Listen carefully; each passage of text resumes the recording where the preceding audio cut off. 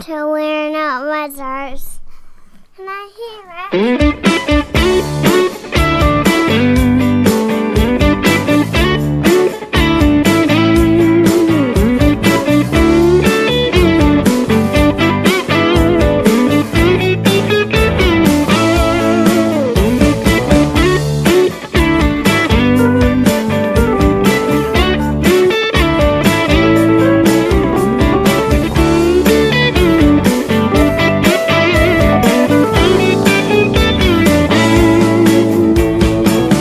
Welcome to another episode of We're Not Wizards. My name's Richard.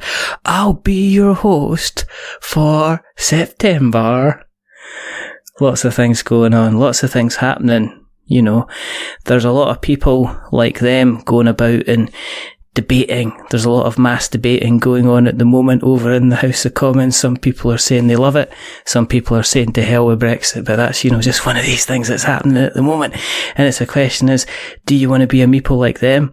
Or do you want to be a Meeple like us? So, joining me today from Meeple like us. He's important.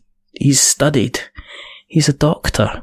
He's a doctor of words. He's a doctor of huge Patreon updates. I give you the man that is Dr. Michael Heron. Yeah! Oh, thank you very much for having me. I mean, I wish I hadn't said that thing about Brexit. You just made it all political now. Where do we go? Where do we stand? I know, it's like we don't want to give our opinions and say. I always thought, if I ever wanted to kind of like, finish up the podcast, I'd just post a tweet that was quite controversial and then just let everybody else just finish me off. But anyway, it's not as much fun as you might think. I know, we can get onto that later on if you want. How are you doing, first of all? Are you well? I'm very well, thank you. How are you? I am about a 9.6, I'll be honest. You know, okay. We're getting into that point of the year where the horrible heat has gone, because I don't like sleeping in the horrible heat. And we're getting to the point where I'm looking at my partner, they're looking at me, and we're saying, do we put the heating on for the first time? Do we just creep at above 21 degrees? But anyway, I suppose I better say, do the admin. Hello to everybody who is out there. Thank you for listening. Yes, thank you for coming along, and hopefully you'll enjoy the show. The reason that we do this is, quite simply, there's still not enough podcasts out there about tabletop and board gaming. And the second reason that we do this is about, embarrassingly enough, for the last couple of years, me and Michael, or Dr. Heron as he's known, have been having on and off conversations about at some point in the future us actually getting together and having a conversation. And the last time we had a conversation about that was over a year ago at Tabletop Scotland, and where we kind of met, and then we had a conversation, and then we had a joke, and then one day I just went, right, I've had enough of this. I'm going to contact him and I'm getting him on the show.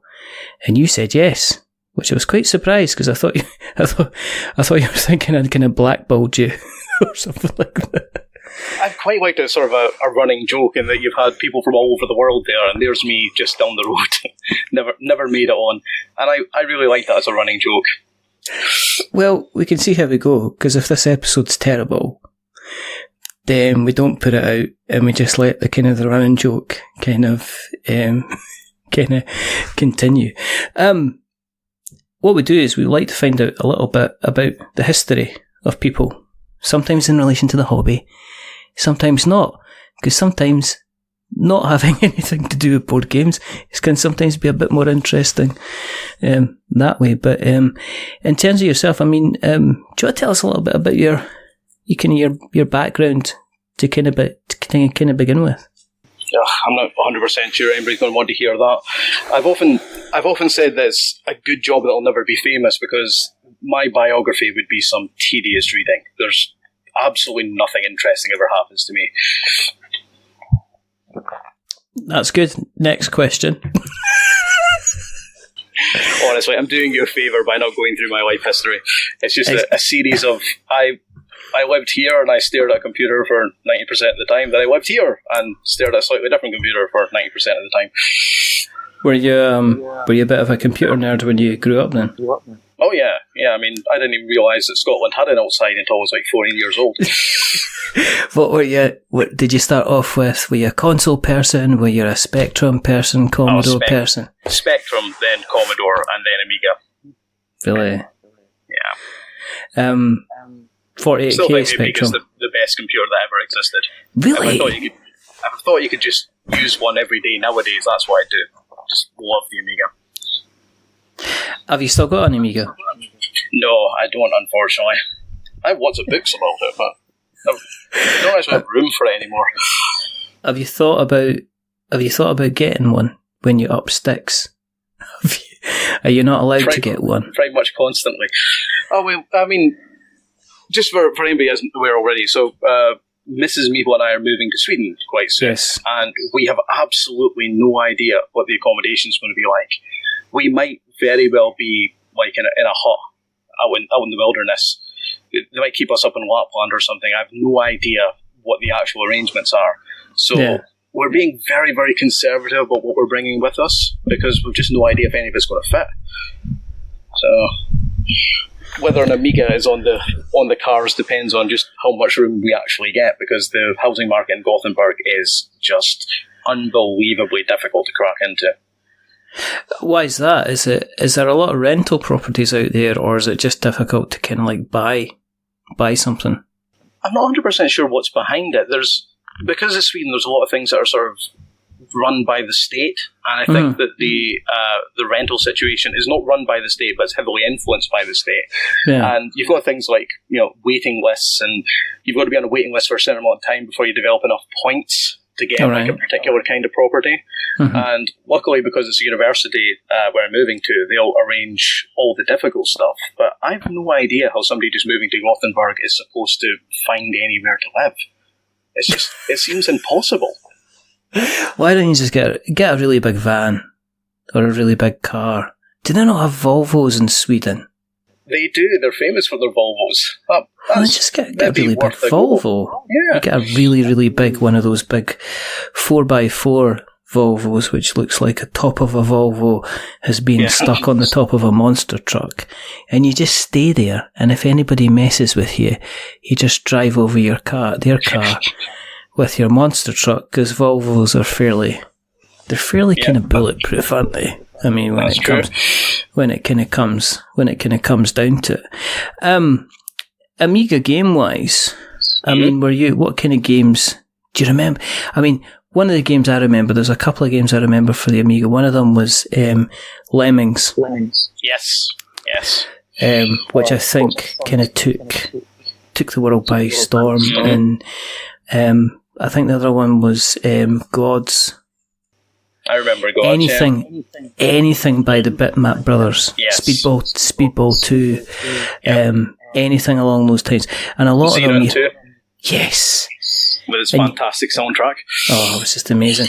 And you had to use like keyboard controls, because they hadn't really got as far as doing joysticks with multiple button maps. It's not like nowadays where you've got like 18 face buttons and two joysticks. I mean, you'd have like a joystick would had 4 directions, and it had like two kind of fire buttons on it. And they both did exactly the same thing.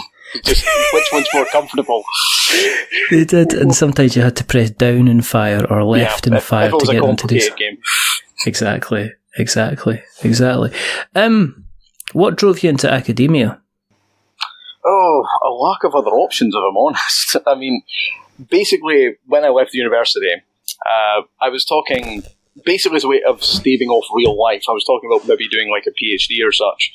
And during the time I was waiting for something like that to appear, the university that I graduated from, which was the University of Alberta, they advertised for some teaching assistant positions. And I thought, well, I'm not doing anything at the moment. I mean, I have no idea how to teach, and I'm terrified about standing up and talking in front of people, but maybe that's the ideal job for me. So I went for it, and I got it, surprisingly. I was okay at it, and from that point on, I've just proceeded being okay at the job to the point that, this is where I am now. You've strived strive for mediocre, Yeah, and it's pretty much basically, served you well. as long as I'm not the worst person in any given department. If there's somebody who would get fired before me, it's fine. I strive to do enough so that, when the conversations are the serious conversations where everybody's solemn, and you can tell it's going to be a difficult time because they get the extra special biscuits in for people to have a cup of tea afterwards. You just make sure that you're doing, it's the old thing, it's like, if the lion's chasing us, I just need to make sure I don't have to outrun the lion. I just need to outrun you, kind of thing. Yeah. So you just aim that you're not the worst, and it's fine. It's got me through my entire career so far. What was it you did at university? Software engineering. Oh, right, okay. Yeah. You're right about the dull part. I mean, yeah. Oh, honestly, I'm absolutely doing everybody a favour not recounting my life history. Even I listen to it and think that's some boring nonsense. Well, as I say, we can see how it goes, and we can always cut it. We can always cut it out. But then I'd be worried it would just be the intro tune, and then it would just be the outro bit, and then folk would go, "What happened?" And it's like, time. Basically, time flies when you're having fun. That's how kind of good it was. But anyway, I'm joking aside. No, I mean, just in case people say, "Oh, you've read his tweets. You know what he's like."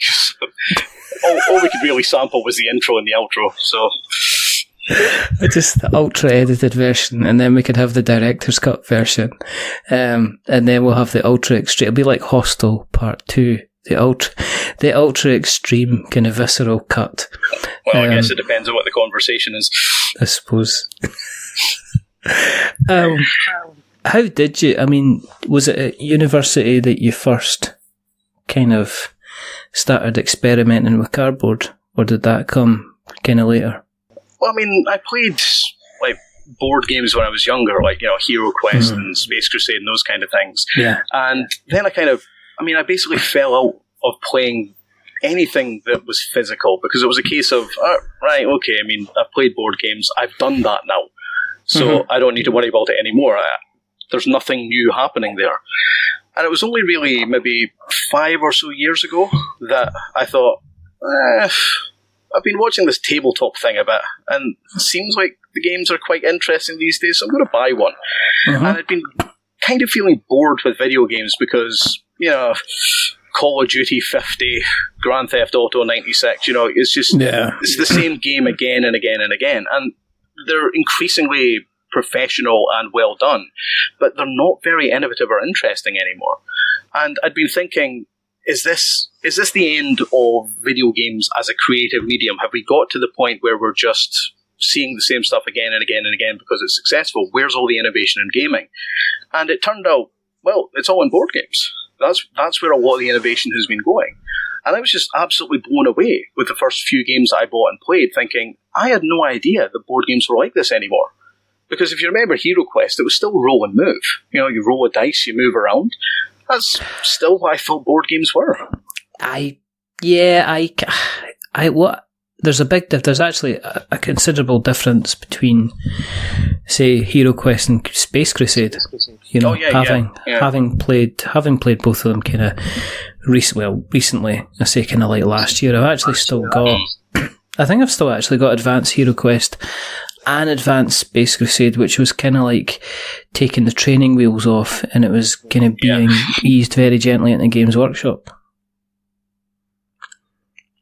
which was fine. It was a nice time. It was a good time. Good times were had by all at the time. I mean, it's interesting, I think, as well. If you're in the UK, Games Workshop is such a part of the high street landscape. Mm-hmm. The idea that there was a mainstream gaming shop just at the time when nobody was really considering it, and you could go in there and buy games and play games. It's still kind of weird to me that Games Workshop is such a big presence even now. I think it's managed to cleverly place itself in the disposable income bracket, as in you've got the two sides of it. You've got the young kids, and my son's he's totally into Warhammer at the moment. I mean, Sully it's kind of hit him quite hard. So he's into that, and he's also into Dungeons and Dragons in a big way as well. But to him, it is just a case of getting his pocket money, and then getting his pocket money and picking up whatever extra model he wants to do. And then on the other side, there's the guys like you and me who have got jobs in that position where we've got a bit of disposable income. So going out and spending 60, 70 quid, treating ourselves, every couple of months isn't such a bad thing to do. And I think Games Workshop they've had their lull. I don't think there's, I think they lost their way maybe a little bit. Like, I think a lot of places will say they did kind of, very early kind of 2000s. But I think they're back stronger than ever. And they're the retail. And if you look at it, if you think about at the same time, places like Game Station have come and gone, good old Game Station. Games almost been to the edge and back again.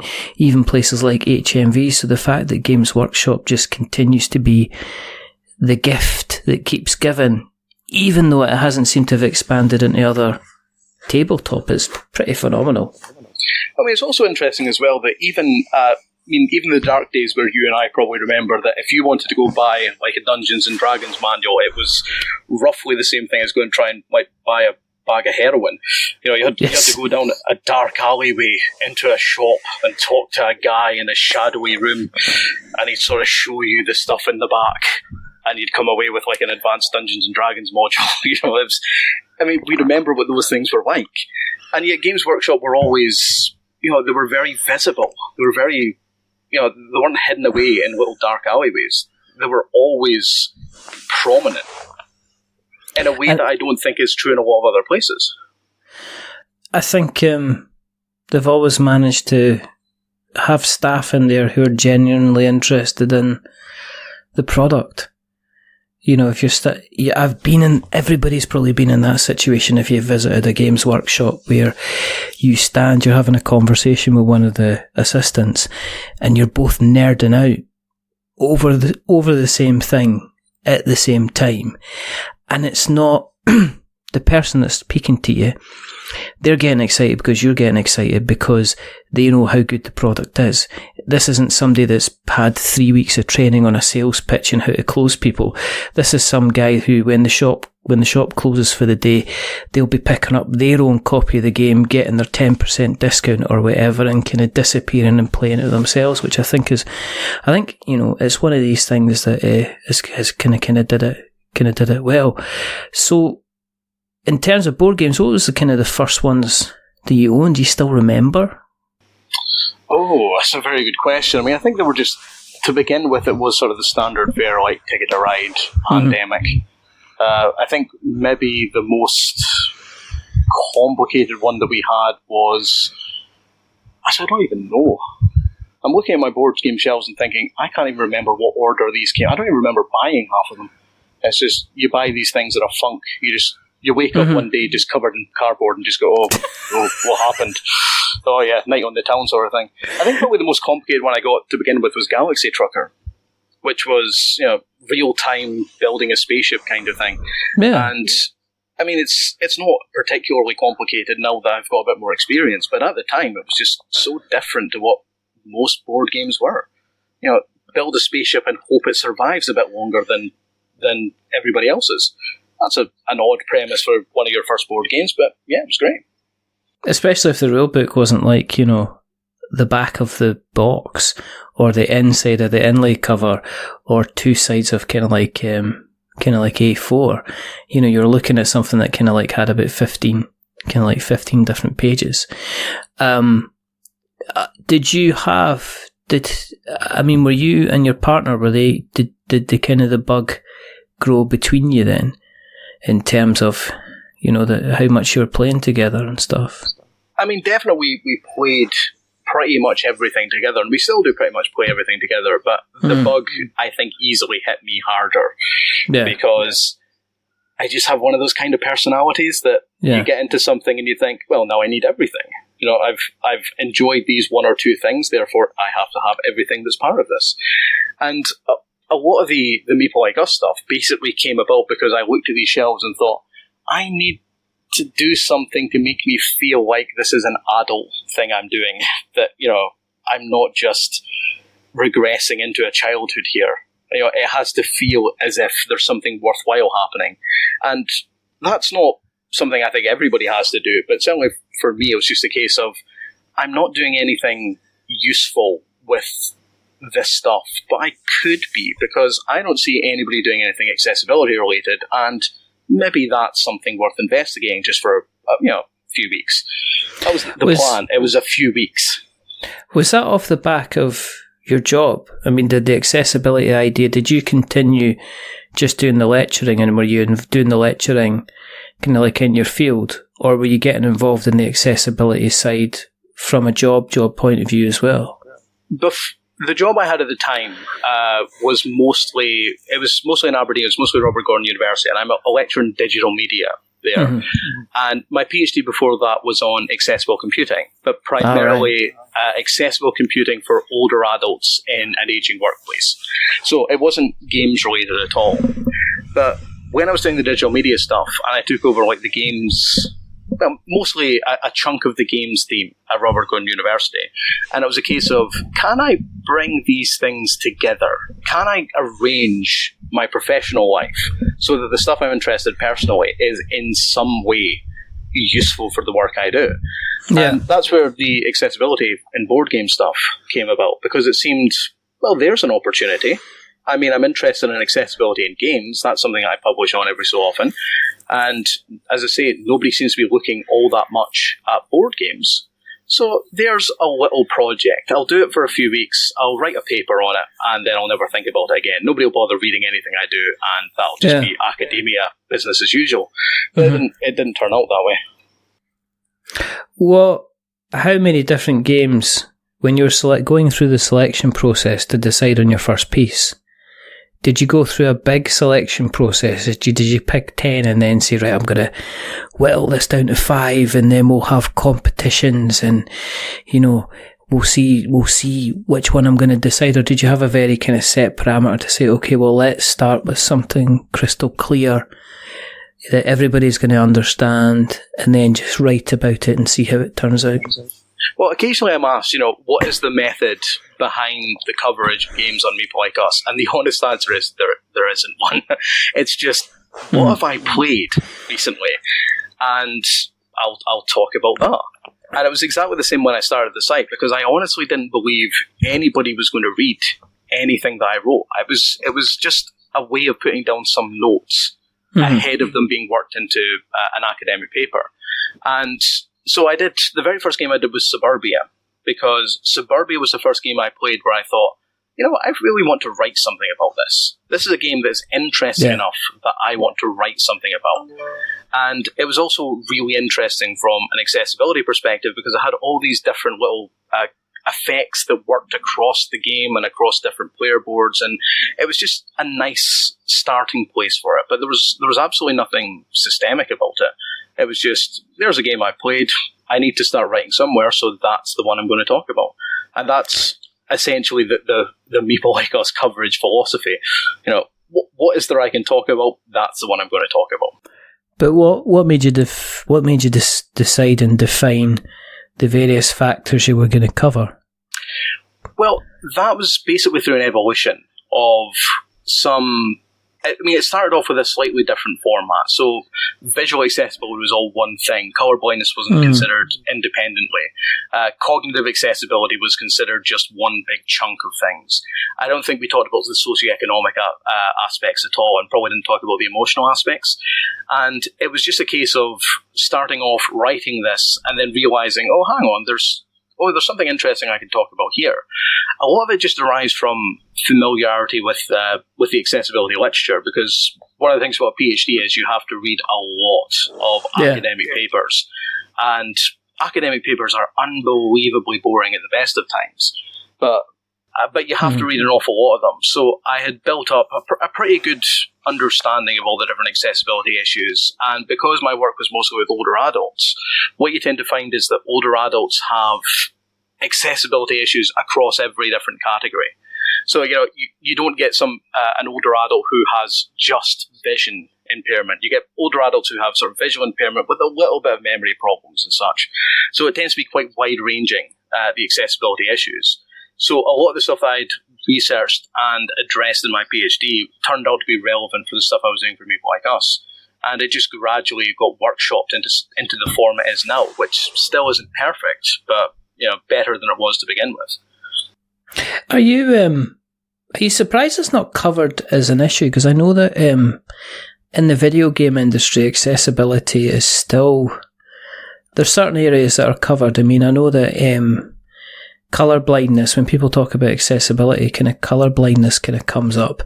I do know that even as little as kind of like 8 months ago, there was a big debate regarding accessibility in video games, and people were just basically saying, look, it'd be helpful if I had a control scheme that automatically jumped for me or automatically fulfilled my health for me when it got to a certain area, because I just can't react in time. And it led to a decry of kind of gamers saying, you're ruining everything, as usual. But in terms of board games, I've not seen... Well, in fact, I've probably not looked enough, but you're the main person that I'm aware that actually goes into great depth to kind of cover the accessibility. Is it because it requires...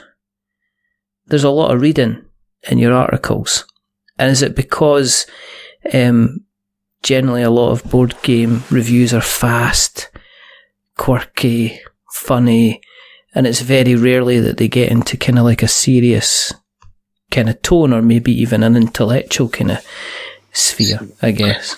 Well, I think a lot of it is just people aren't really confident in talking about it, and that's not an unreasonable position to take up.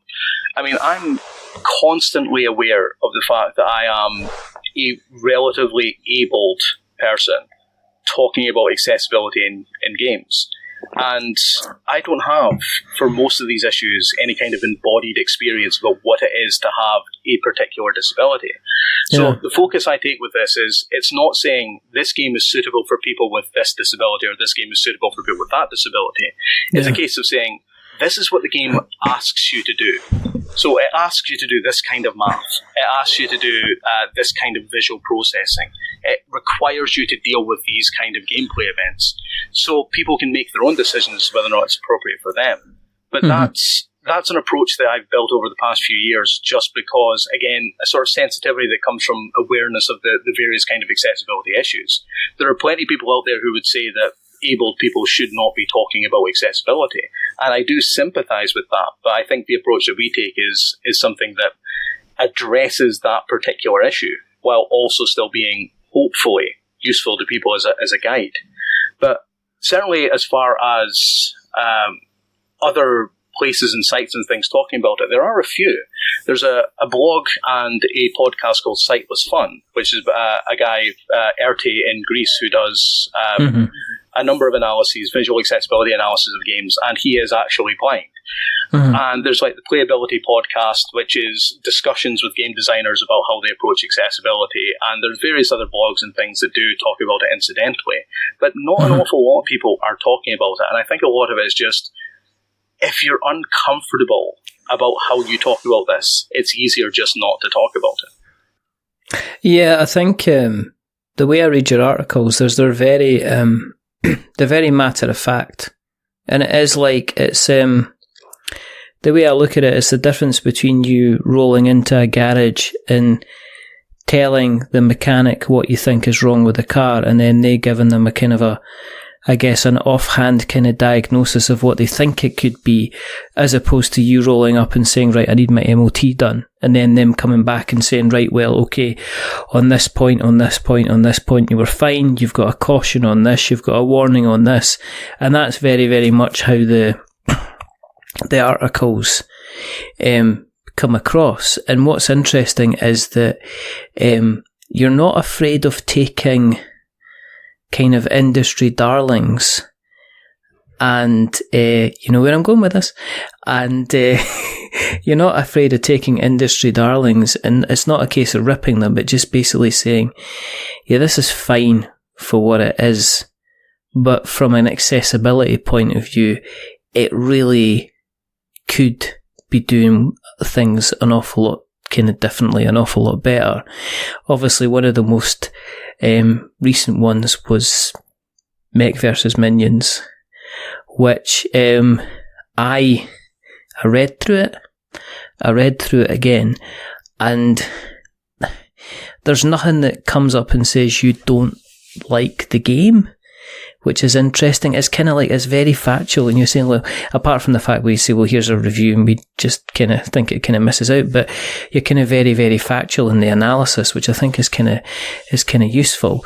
I can see the reason why people would say, well, how are you meant to say, you know, if you've got a copy of a game and you're looking through it, how can you talk about the socio-economic accessibility of an £80 game if you're sitting with a copy of an £80 game at your table? And I get that and I understand that.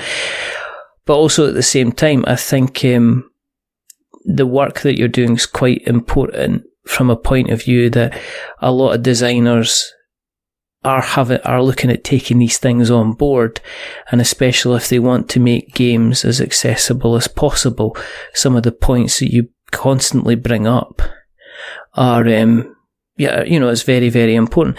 Other publishers that you've noticed that seem to do things well, are there the good guys out there that you continually seem to be, in your mind, kind of making an effort? Yeah, it's hard to say because, I mean, the big thing about these teardowns, and as you say, they often do take fairly pointed swings at games that are sort of universally lauded. But I'm kind of in a position where it's quite easy for me to do that because I don't think of myself as board game media. You know, I'm an academic who has a research blog, so I'm not looking to make a living from board games. Talking about board games, I don't particularly need to have the connections or the friendships. These are, ideally, they are dispassionate analyses of like a set of criteria. And when it comes to the teardowns themselves, sometimes a designer has done everything they feasibly possibly could do, but the game is still inaccessible. And there shouldn't be any judgment in the teardown saying, well, that's terrible. Because if you've done everything you can do, then well done. You know, even if the game isn't particularly accessible, well done you. And I think Scythe was a good example of that, because I had an awful lot of good stuff to say about it, but I still ended up not recommending it in most of the categories that we talk about, because, you know, even if it's as done as well as it can, sometimes games just ask too much of people in various different kinds of categories. So when it's a case of our publishers doing things well, sometimes, but it doesn't necessarily show up in the recommendation grades. What I tend to find is that smaller publishers tend to be more interested in these issues than larger publishers. So one thing I've done on a regular basis is just send around emails to a whole pile of companies saying, hey, I'm doing this thing here, are you interested in working with me? And for most, I get either nothing back or just a polite, no, we're not interested. Like, for example, Hasbro could not care less about the work I was doing. They literally said, we are just not interested in working on this with you. And that's fine, that's, you know, Hasbro, maybe they have people already doing that. But a lot of smaller companies, because they appreciate there is a commercial advantage to having an accessible game, are in the current climate where it's very, very difficult and the margins are so slim for a lot of these games. They realise that, well, if I do this small thing here, that means that maybe 10,000 more people can play the game. They won't necessarily want to, or they won't necessarily even know about it, but that's increased the audience for a game. So because that's a nice way of increasing the size of the audience without doing a huge amount of work, because most of the stuff that we talk about isn't all that difficult to do. It's things like choose different colours, or, you know, if you're using these colours here, put an icon with it. None of it tends to be particularly expensive. I'm not saying anything like, you need to provide a fully Braille version of this game, which will be 10 times the size of the box. You know, they tend to be relatively small, simple things for people to do. And because smaller publishers are looking at this and saying, oh, that's something that I could do, what I think is probably likely to happen is that the current wave of smaller publishers on their way to hopefully becoming bigger publishers are going to be the ones that drive this forward. And it's kind of what we saw with video game industry, because board games, despite being a much older hobby than video games, are about 10 years behind where video games are as far as accessibility goes. But this is how it was back then as well. As you say, you say, oh, it would be good to have remappable control schemes. And people say, oh, you're destroying the developer intent of the game. But very few developers actively think to themselves, yes, my game has inaccessibility as a core design feature. Very few of them think that way. It's just they don't realize that the features that they not include in there are actually accessibility features. The remappable key controls and controllers are so important from an accessibility perspective. That's the difference between somebody being able to play and not being able to play. They just didn't realize that. And as the awareness builds, accessibility becomes something that doesn't just become a nice to have. At the moment in video games, if a game is inaccessible, it will result in an outcry. And I think that's fantastic, because it shows that the topic has become sufficiently high profile that developers have to actually do something about it. They can't just sweep it aside. Yeah, I think the other thing with board games as well is that while we've got kind of the industry darling kind of Kickstarters as well, a lot of these guys were kind of, it's not part of the plan, because when a game blows up the way that it does, it could be from the first design, it could be from the second design. And I think sometimes, people are just ecstatic to kind of get their game kind of out there and to get it kind of developed, that then, the accessibility. I know there's games that they become, very accessible just by their nature, just because of how the mechanics play and how the game is itself. I mean, and at the same time, I think, some people are kind of like, oh, I've just hit 125 grand in my, 125 grand in my Kickstarter, and it's like, oh, is now the good time to look at accessibility? Because I know that'll help people, kind of thing, and sometimes there's a little bit of a kind of a backpedaling. Is there any games that you've been surprised with recently that you've kind of went, yeah, they've kind of, I don't know if they did this on purpose, but they've actually made a game that's really, really accessible to as many people as possible? There is a phrase in accessibility research, and it's basically accidentally accessible. And it's the idea that most games that tend to be accessible and most products that tend to be accessible just is, as you say, a natural consequence of the way they're put together. Yes. Generally speaking, I don't see a lot of games that have huge innovations as far as their accessibility goes.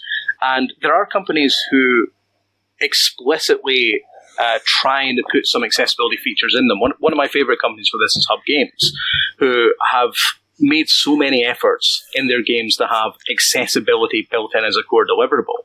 And so like games like, for example, Blank, which is about as simple a game as you can have. It's sort of like a Uno Legacy is probably the closest way to think about it.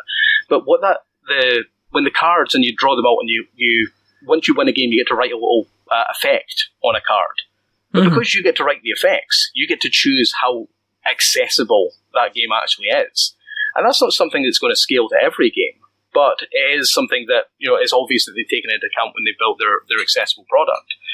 But when you look at sort of where the real accessibility features are, almost always they are basic usability improvements. And I think that's something that people often don't realize when they talk about accessibility, that good accessibility is indistinguishable from good usability. It makes things better for everybody. A good color scheme isn't just good for people with color blindness. It's good for everybody because it makes it easier for everybody to pick out color information.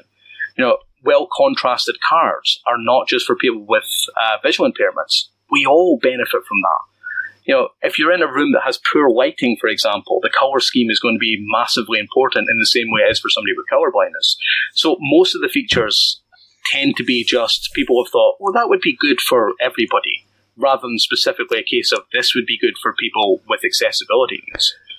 Yeah, it's interesting. I mean, this doesn't sound connected at all, but when I went and seen Infinity War, and I went and took the kids, and for whatever reason, I took them during the day on a Saturday, and the showing that I picked, or was it the Sunday? It was one of those days. It was a day beginning with an S, but I was just trying to get tickets, and we accidentally picked the closed caption cinema version, and so we sat down.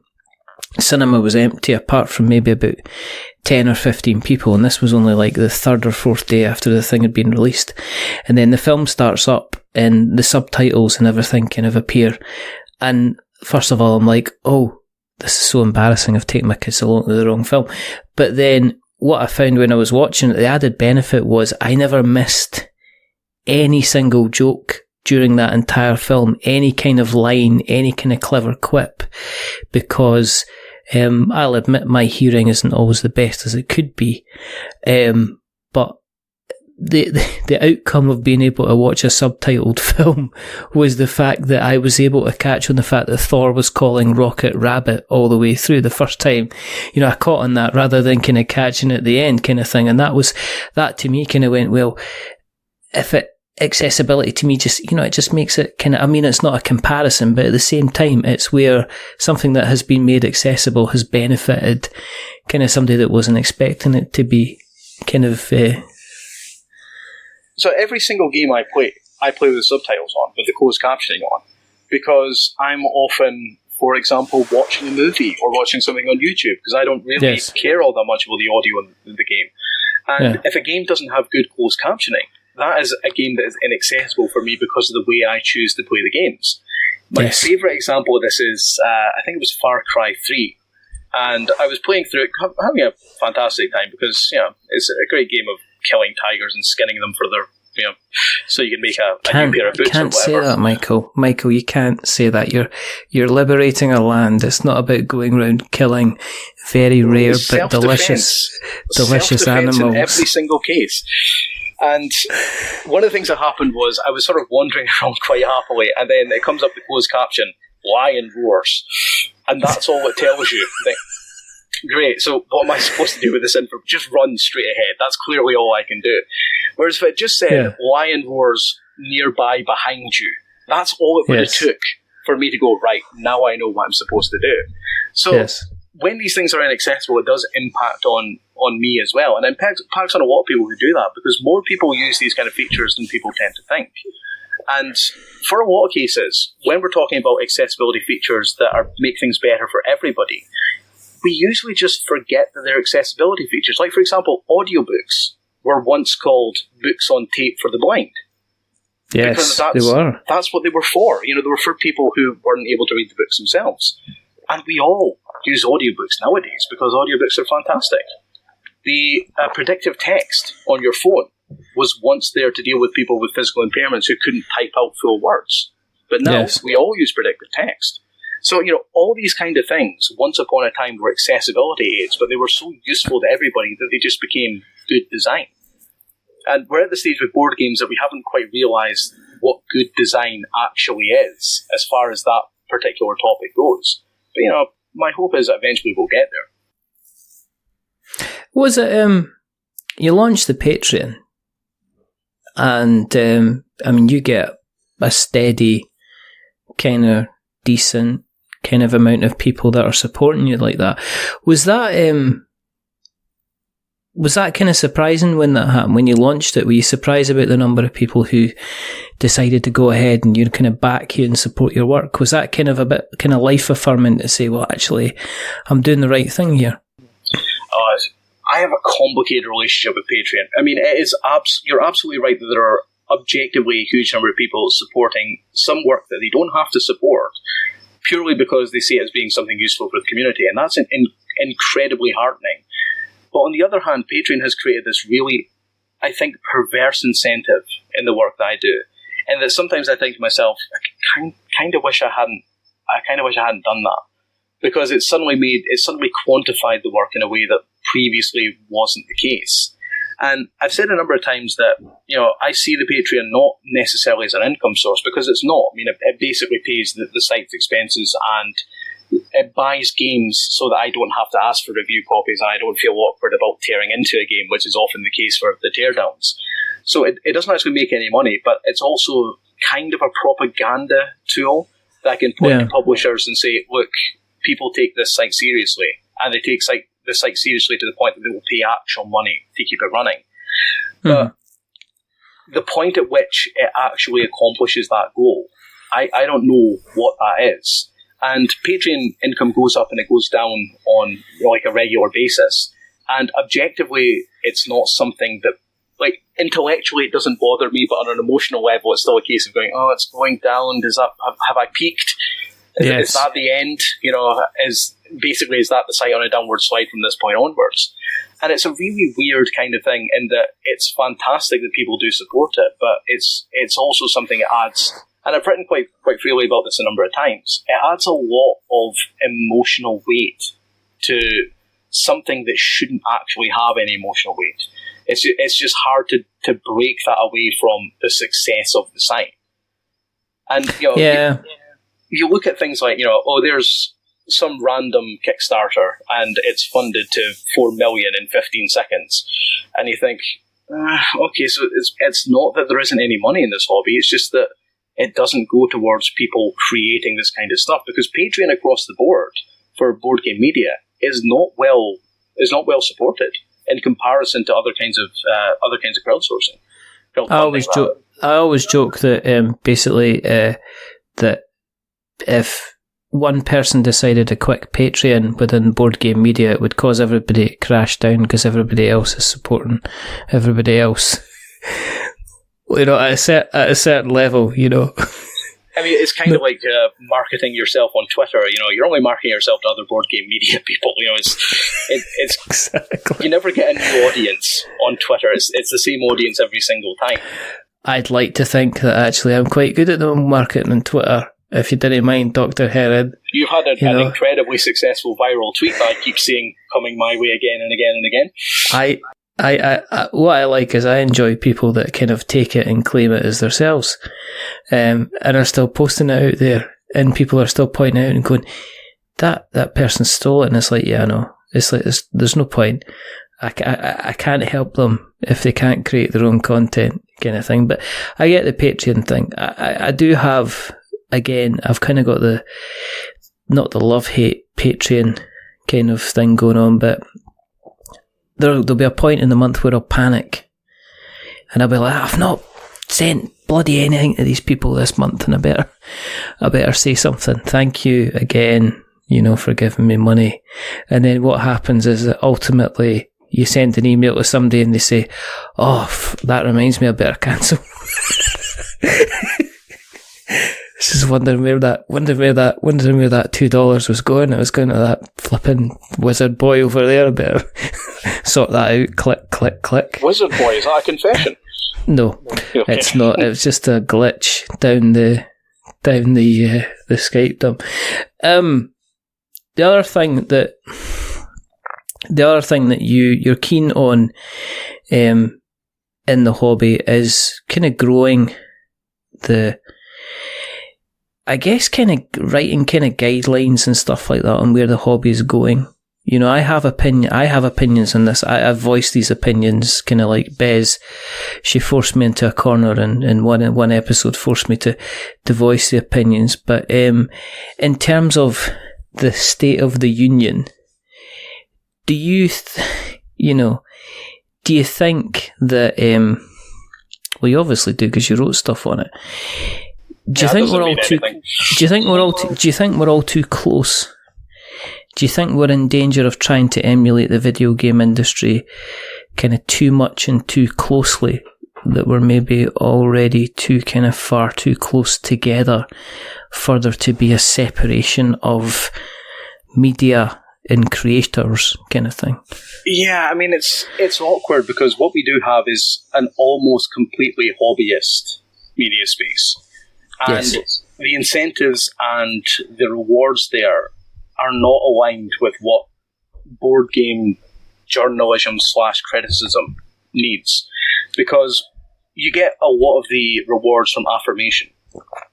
People saying good things about the work that you've done, and yes. you having conversations with people you admire and them responding to you, and all these different kinds of things. It's a very social reward system, but I do worry that, as you say, people are a bit too close and a bit too cozy in this, in that if you are doing a review or a piece of critique, you have to have at least some distance from the people you are reviewing and critiquing. Even if you think to yourself, I'm not influenced by those factors, it's very difficult for that to actually be true. And I do think that the level of coziness in board game media is something that is causing something of an issue. And sometimes it's a case of people saying, well, I just don't review games if I don't like them. Like, I won't write a negative review of something. And okay, and I can kind of see why that's the case when there's so many games to review anyway. But still, if there's no negativity, if there's no actual genuine negative critique of stuff that's putting out there, people don't really know how to calibrate the kind of reviews that they're seeing. I think negative reviews are important because they give people a way to say, oh, okay, so that's what a bad game looks like to you. And they can use that to interpret what your good reviews actually say. I remember there being a Wayback Machine. I remember there being a review, and I think it was maybe Mean Machines at the time, and they reviewed a game called Road Raider on the SNES. Oh no, on the NES, the Nintendo Entertainment System. And they must have given it about a 1 or a 2 out of 10. And the pure visceral enjoyment of them ripping this game to absolute shreds. The point was they actually said at the end, you know what I mean? He says, I'm going to provide them with a quote anyway and say this is a thoroughly fun gaming experience. And then for whatever reason, the guys behind Road Raider or Road Fighter or whatever it was called, I can't remember, they had obviously bought advertising space in Mean Machines. And lo and behold, God bless, I think it was maybe Jazz Rignall who was editing it at the time. They made sure that the advert for this game was right next to the review. So you flipped over it was a double page, I think it was even maybe a double page review, I'll need to dig it out. But when you flipped over the page, it was an advert for this Road Fighter game.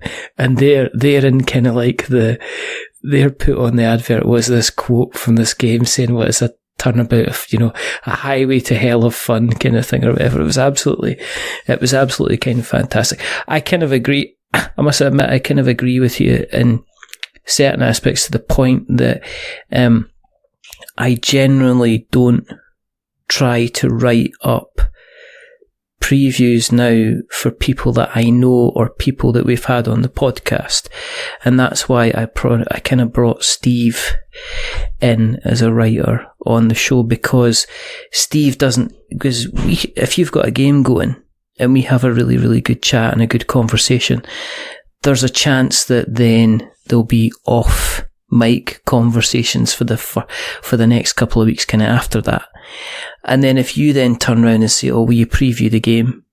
Then if I say, okay, well, I can get somebody else to preview the game. I mean, for instance, we got sent the Artemis project recently, to have a look for Mark Spector at Grand Gamers Guild.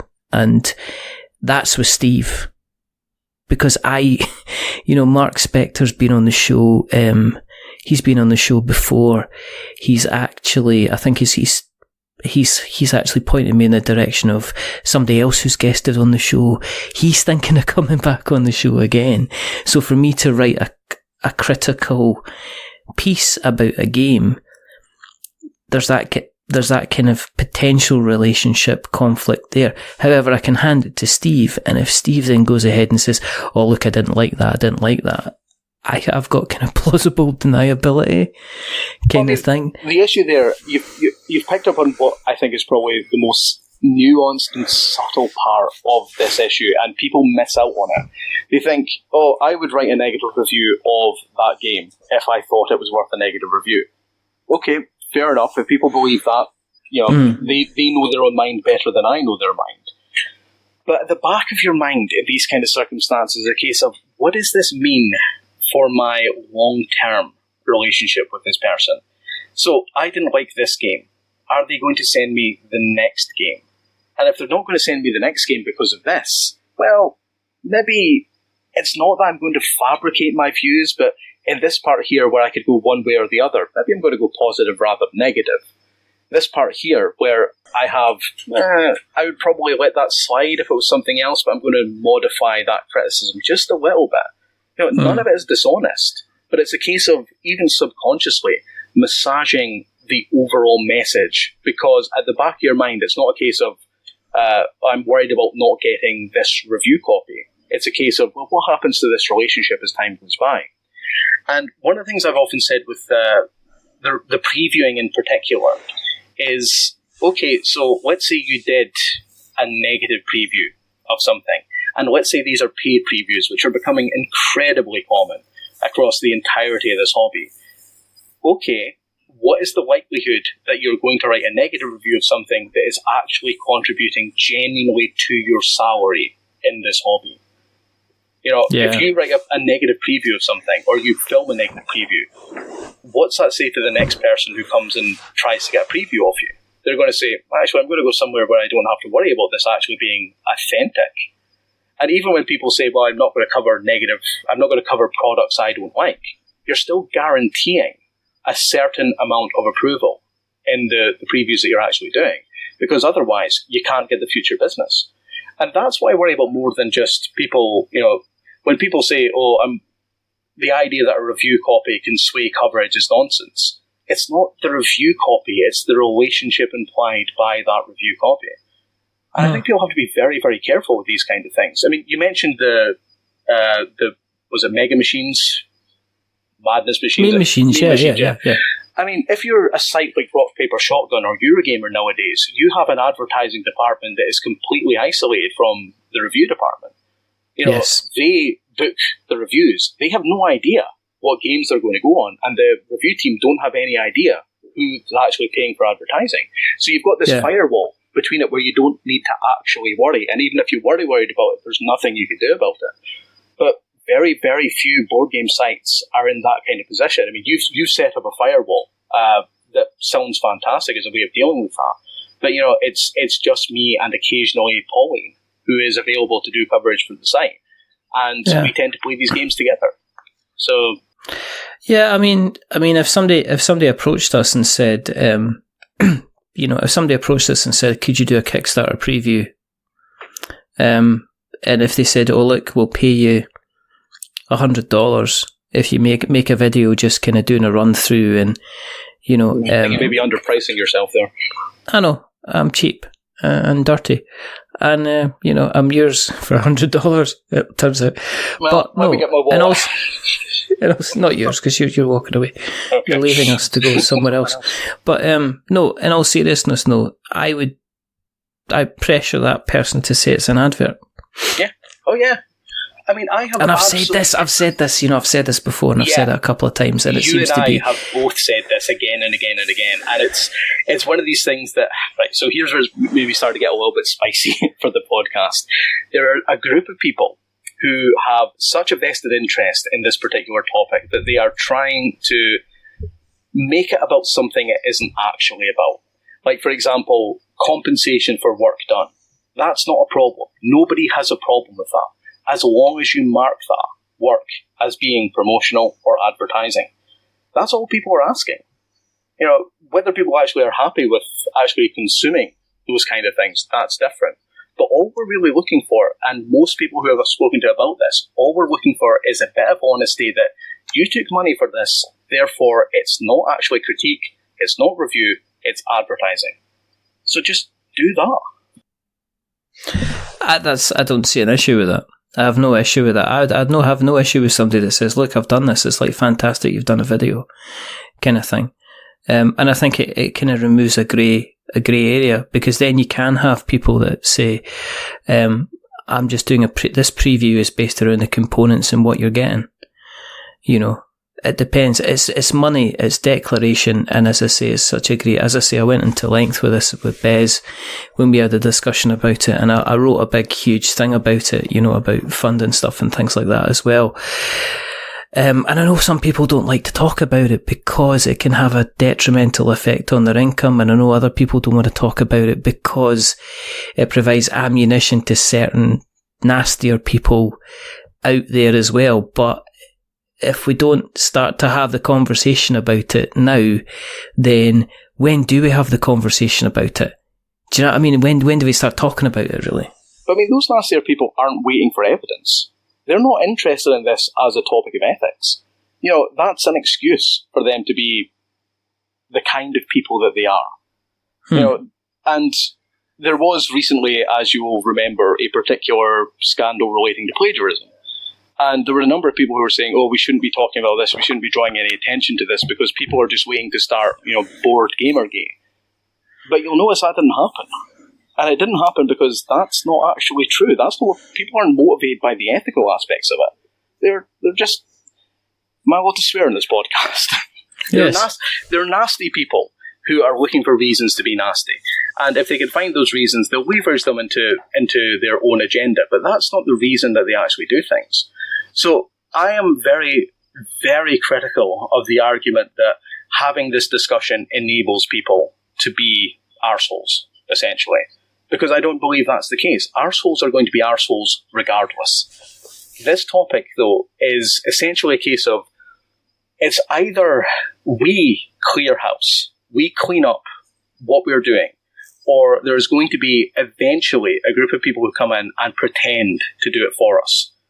And I think it's much healthier if we have these conversations and we're the ones who clean up what it is we're actually doing, that we are above reproach in these kind of things.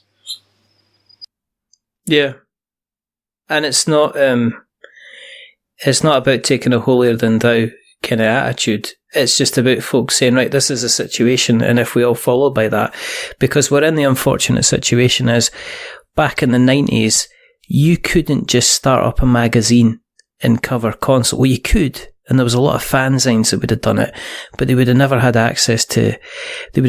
had access to free copies. They would have never had any money and stuff like that. Whereas in the board game media, I mean, as I say, I always joke with people about this, but there's a board game reviewers and media group, and you'll see somebody coming on and saying, "Oh, hi, I'm launching my game. I'm launching my game Bug Hunter Extreme, and I'm looking for coverage." And you will see literally 60 comments from people talking about, "Oh, we'll cover it for you." And I'm just wondering, who are these people? And then you turn out, well, they're board game reviewers, they're board game media, because the kind of the access point to get in is pretty much nothing. If you've got you can have if you get hosting, you can get hosting for goodness knows whatever. Stick a WordPress site up, you're golden. Get yourself a phone, get some videos on there, on YouTube, you're fine. Get yourself on Instagram, take yourself some, get yourself some photographs, and, and I see it all the time, but also I see people grow and change and make the effort, and that's pretty cool, because the only reason that people move away from board game media is because they move away from board game media. I don't think people stop for any other reason, kind of, apart from that, family pressures and stuff like that. There will be people that will continue to grow, continue to do reviews, but I guess it's the low level of entry that there isn't kind of what magazine do you work for, what website do you kind of work for kind of thing. It's more of a case of, well, I do this as my day job, and then at night time I'm spending 2 hours filming a video or writing up a review or stuff like that. So that makes it kind of different. Anyway. Well, I mean, it makes it very precarious for one thing, because you don't have editorial protection. You don't have an editor who's there to make sure that you're following good journalistic practice or good critical practice. And also, when somebody comes knocking your door saying, you gave a terrible review and this is going to be a problem for you, they don't have an editor who's going to say, yeah, you talk to me about that, you don't talk to them about that, and is there to protect them. You're basically, everybody is by themselves. And because of that, and because that we don't have really an awful lot of people in the board game media who are actually trained journalists or trained ethicists or anything, and I'm neither of those things. But because we don't have a lot of people, we don't really have a tradition of good ethical practice, because we don't really know how that's actually done. And the more that we sort of experiment with these kind of things, what you tend to see is that people are doing things that, on the face of it, aren't really a problem, and it's not a problem because there's just not all that much money and all that much influence that people have at the moment. Yeah. But this is a hobby that is growing, and it's growing incredibly quickly. What happens when somebody who has set their price for, this is what my opinion costs at $300, and then suddenly a big company comes along and says, $300 for a positive review? Well, yeah, we're going to get 20 of those, because that's peanuts. That's peanuts to a big company. And if we can't actually do the right and the appropriate thing when the sums are so low, how are we actually going to be able to resist when the sums actually become larger? And that's the real worry about it. There's no major, massive problem at the moment, because there isn't. It's board games. The stakes are ridiculously low, but that's not always going to be the case. Yeah, no, absolutely. Maybe always won't be the case. You never know. I mean, as I say, it might stay like this. There's a definite chance that there's going to be, a maximum of 10 to 20 people who are going to be making this as a living, and then everybody else is going to be kind of doing what they do just now, and we'll just have to see. It's an interesting topic. It's a diverse topic. It's a highly emotional topic as well. People have some very direct, diverse kind of opinions on this kind of going forward. I have lost a lot of friends over this particular topic. Yeah, it has been, as you say, massively divisive. Yeah, and but it's worthwhile discussing, and it is, and if I don't know what, I don't know, it has to be discussed. I think that's the thing, that we have to have a discussion. There has to be chats about it, and that has to involve everybody who has some kind of influence within the media. And what I mean by is, who has some kind of influence, I mean everybody.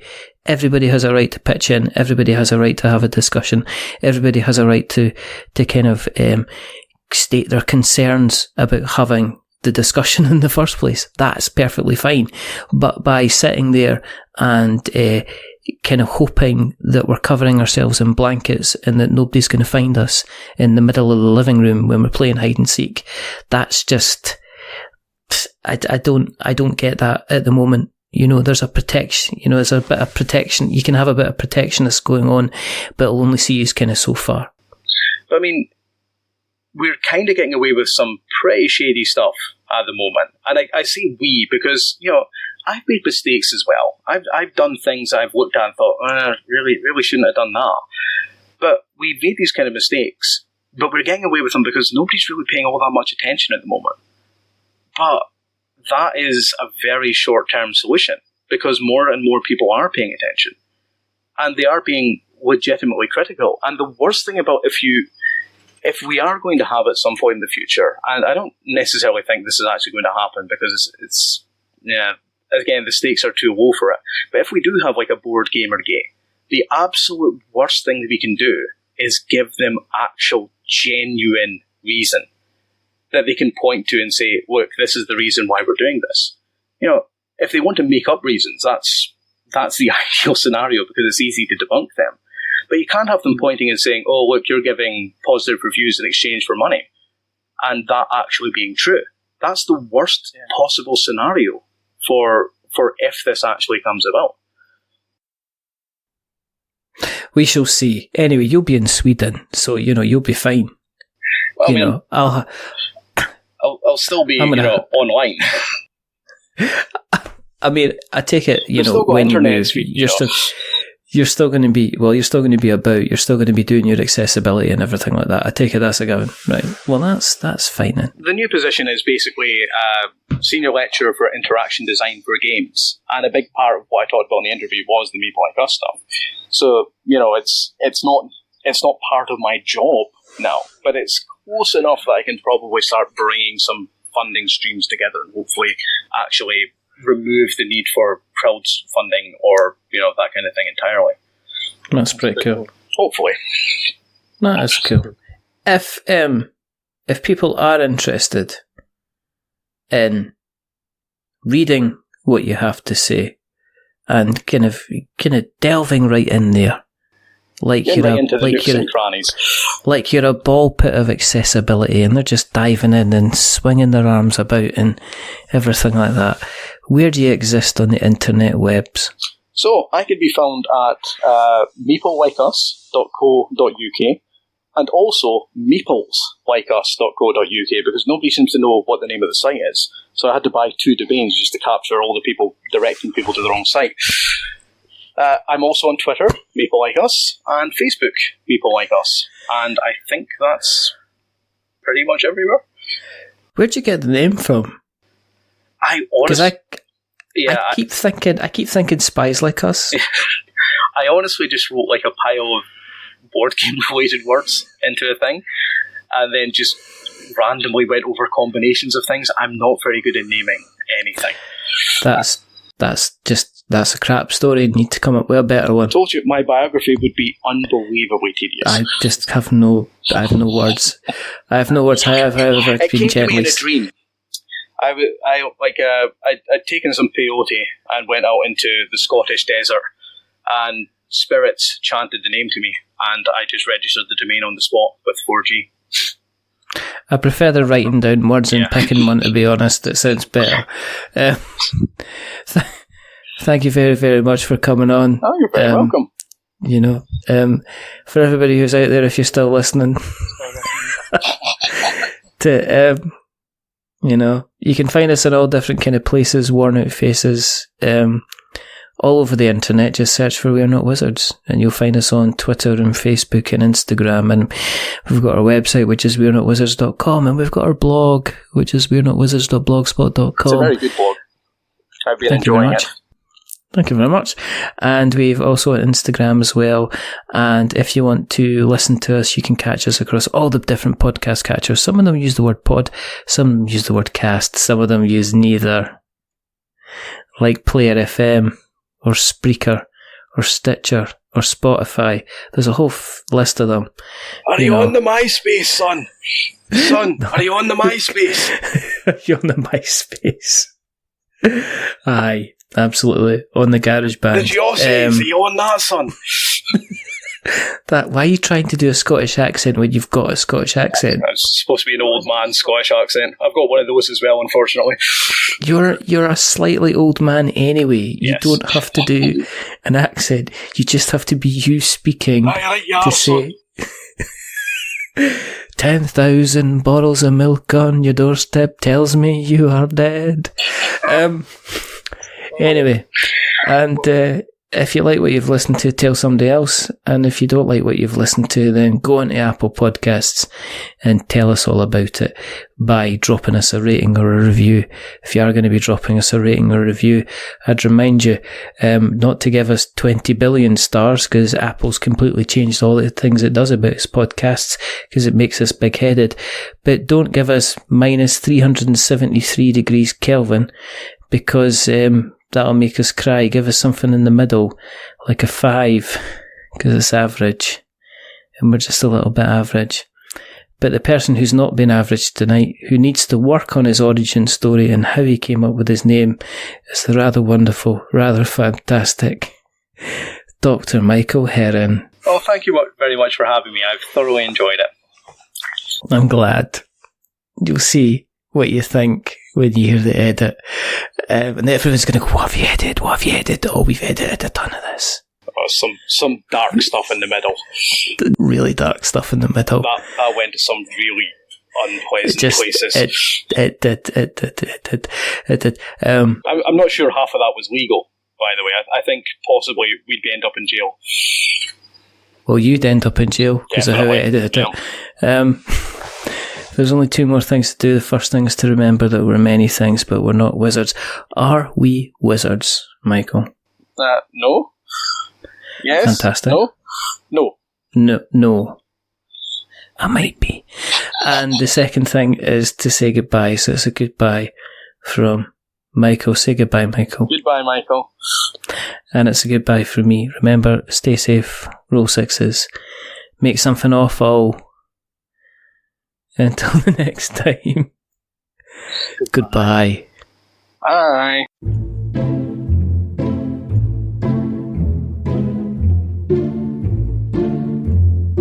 A wizard is never late.